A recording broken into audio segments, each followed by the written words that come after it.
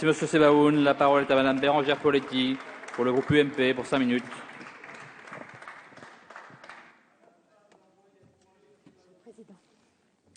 Madame la ministre, Madame la présidente de la commission, Monsieur le rapporteur, Madame la présidente de la délégation pour l'égalité pour les femmes, chers collègues, j'ai choisi de commencer mon propos par une définition du dictionnaire Larousse, celle du mot réforme. La réforme est un changement de caractère profond, radical, apporté à quelque chose, en particulier à une institution, et visant à améliorer son fonctionnement. Votre texte, Madame la ministre, n'est ni profond ni radical. Il ne change en rien ou presque rien le fonctionnement des retraites en France. Votre non-réforme ne garantira malheureusement pas l'équilibre financier de nos retraites, ni à court terme, ni à long terme. Vous n'avez d'ailleurs même pas osé le nom du mot « réforme » dans le titre de ce projet de loi. D'ailleurs, les Français sont inquiets pour leur retraite. 8 Français sur 10 se disent inquiets. Et 7 Français sur 10 pensent que votre texte ne va pas dans la bonne direction. Il existe pourtant en Europe des pays qui ont su réformer leur système de retraite avec courage et cohérence. Ainsi, la Suède a mis 15 ans à réformer son système de retraite. Au début des années 90, la Suède était atteinte de plusieurs maux: une dette publique élevée, un chômage élevé, une production en stagnation. Ce pays a alors agi sur l'axe de la fiscalité, l'a rendu plus simple, sur l'axe de la dépense publique. Mais les Suédois ont surtout mis en place un système par points pour la retraite.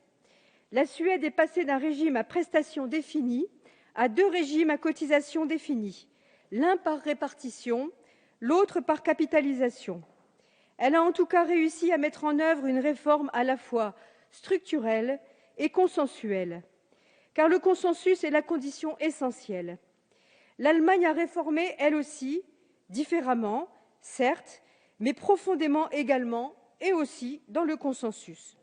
Pendant ce temps-là, en France, lors de la réforme de 2010, qui n'avait pourtant pas l'ampleur de celle des pays que je viens de citer, le Parti socialiste défilait dans les rues contre une réforme qu'aujourd'hui il valide, puisqu'il n'y change strictement rien, malgré les promesses présidentielles.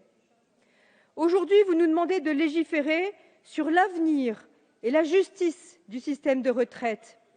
Pour ce qui est de l'avenir, on peut déjà craindre d'être obligé, avant même la fin de votre mandat, de revenir sur ce texte, puisque cette petite réforme est très incomplète. Avec une augmentation massive des prélèvements obligatoires, elle dégage près de 7,6 milliards d'euros de recettes, alors que le déficit supplémentaire des régimes de retraite va atteindre 20 milliards d'euros. Que proposez-vous pour les 12,4 milliards d'euros restants? Votre mesure phare est l'allongement progressif de la durée des cotisations à 43 ans d'ici 2035 pour pouvoir toucher une retraite complète. Diantre, quel courage! Mais c'est vrai, c'est votre premier texte sur les retraites. Toutes les évolutions qui ont eu lieu ces dernières années sur les retraites ont été orchestrées par des gouvernements de droite. Vous les avez toutes critiquées. Mais où serions-nous si nous n'avions pas eu la détermination qui vous manque aujourd'hui? La Commission européenne se dit elle-même déçue de cette non-réforme. Elle a pourtant accordé à la France un délai supplémentaire pour réduire son déficit et engager de vraies réformes. Vous parlez aussi de justice du système de retraite. Mais de quelle justice parlez-vous?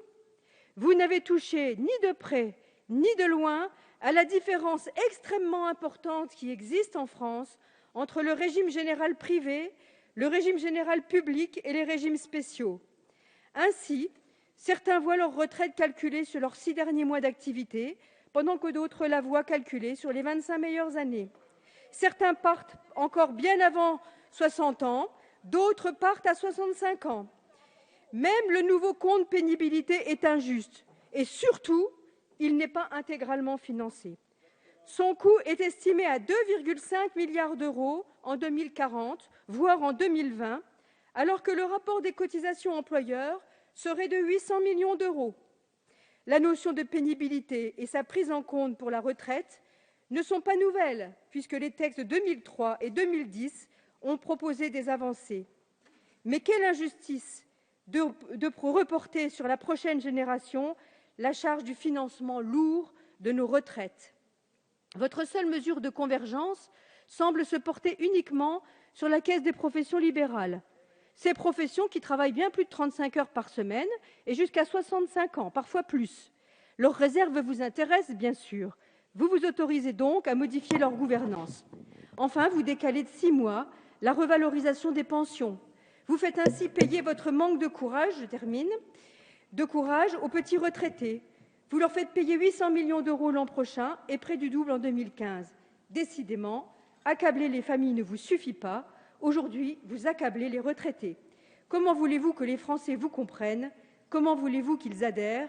Votre politique n'est pas celle du courage, elle est celle qui flatte vos petits amis politiques. Merci, Madame